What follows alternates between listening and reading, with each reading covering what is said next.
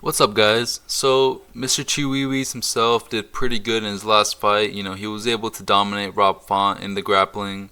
Rob does have decent jiu-jitsu, decent grappling defense, but it didn't matter against an elite grappler like Raul, and it was honestly pretty impressive. It was boring, to be fair. Like to a lot of people, it was boring. I liked it just because I kind of back my guy Raul.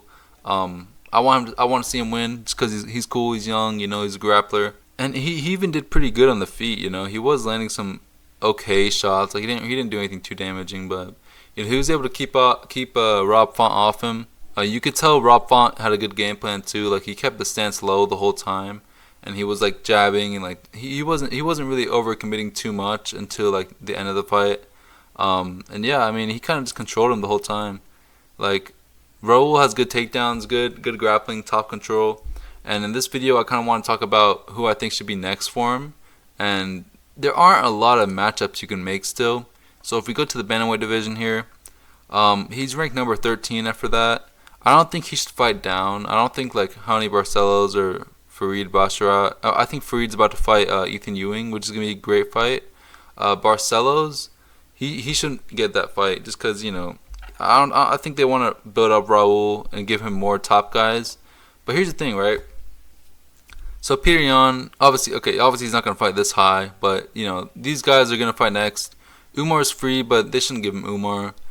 Sean is taken against Eamon. Corey's taken against Mario. Song is taken against Figueredo. So it literally goes all the way down to here. This is like the cutoff. So the only potential opponents for Raul when he fights again would be David Martinez, Marlon Vera, Peyton Talbot, Vinicius Oliveira. And obviously, he's not too active. So if I pull up his record here, March 2026, September 2025 was canceled. It doesn't look like he's too inactive, actually. I mean, he fights like about 2 times a year, or at least he tries to. And I don't know. I think maybe he should fight more just because, that experience is good. But also, he is so young. So it's like he's going to get experience anyway. And I think that since he has so much time, like he might as well. Like 21 is crazy, dude. Could you imagine being in the UFC at 21, being ranked like number 13 in the world? That's insane. 21 years old. He could beat Jones' record if he somehow improves a lot. I don't know if he'll be champion before 2023, but it's possible. Like genuinely, it's possible. He just has to really lock in. I listened to the podcast of him and Dominic Cruz, and it looks like he's locking in. So it's gonna be cool to see his career path. I think he can do a lot of things in this division. He has high hopes. He does want to be like one of the greats, and yeah. So we'll see what happens. As far as matchups go, Vinicius Oliveira, Vinicius. I don't think they'll give him this one. This is like too low. I think the perfect fight is Marlon Vera, just because everyone's taken. If we're going by like his usual schedule, it looks like he takes about 5 months off. So, if he fought in March, then that would be like what? That'd be like August. And by August, a lot of these guys are gonna be cleared up. Like Corey's gonna be cleared up, Sean's gonna be cleared up, Eamon's gonna be cleared up. But again, I don't think they're gonna give him that high ranked. It would be cool to see him fight Figueredo because I think that they had a grappling match, but I think a Figueredo matchup would be cool. But again, depending on the UFC, right? Like it depends how much they want to rush him.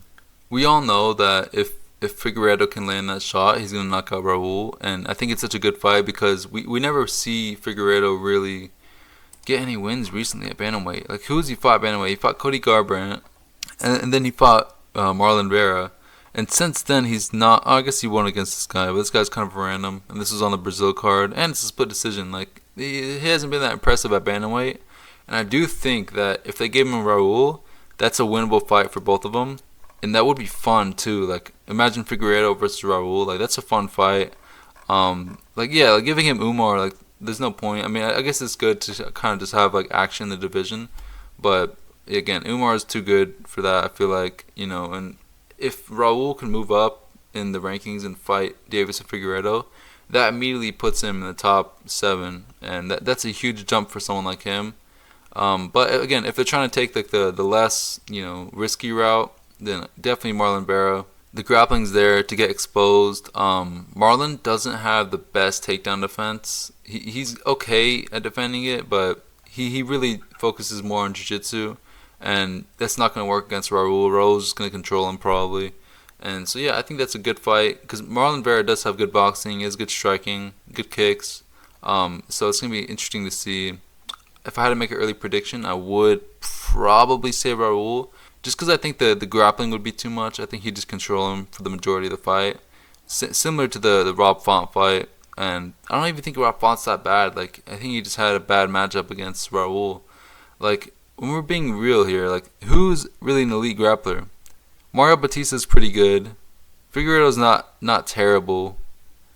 Like, there's no elite. Only Umar and Merab. That's it. Umar, Merab, Figueiredo kinda, Raul kinda. And that's it. Like, there's no elite grapplers in this division. Barcelo's pretty good too, but he's okay. He's not too elite. So yeah, I think that if Raul is able to climb up and really improve his skills, which he will, like he's 21, then he'll become a real problem in this division, and a lot of people are not going to be wanting to fight him. So I think someone like Marlon Vera would be good, and then again, just kind of take the slow route. After this, maybe Figueiredo, and we'll see what happens. So yeah, I would pick him against Marlon. Against Figueiredo, maybe.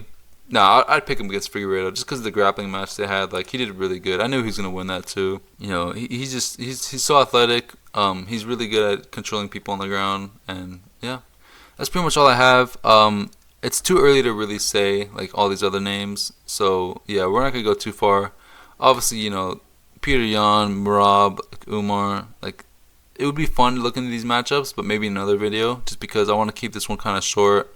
Just what I think, Raul should be doing next, and I think that it's a perfect next fight for Marlon Vera.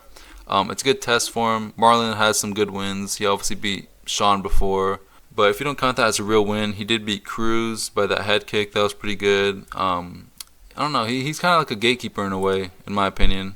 Like, he's not that elite, but he does beat a lot of guys. Like, split decision against the Hobby. I'm sure if that was 5 rounds, he probably would win that. Figueiredo. This was a tough one for him, I'm not gonna lie. He doesn't even fight that often, to be honest. Like, only like 3 fights in 3 years. It's kind of crazy. But yeah, so that's a perfect next fight, I think, for him. It's a unique challenge, and there's not too many grapplers in the division, so it makes sense. I can't remember someone that Marlon's fought besides Figueiredo with that level of grappling, so that's why I think it's a good fight. And yeah, I mean, here we go. So that's pretty much all I have today. If you like this video, please consider subscribing for more content just like it, and I'll see you guys in the next one. Peace.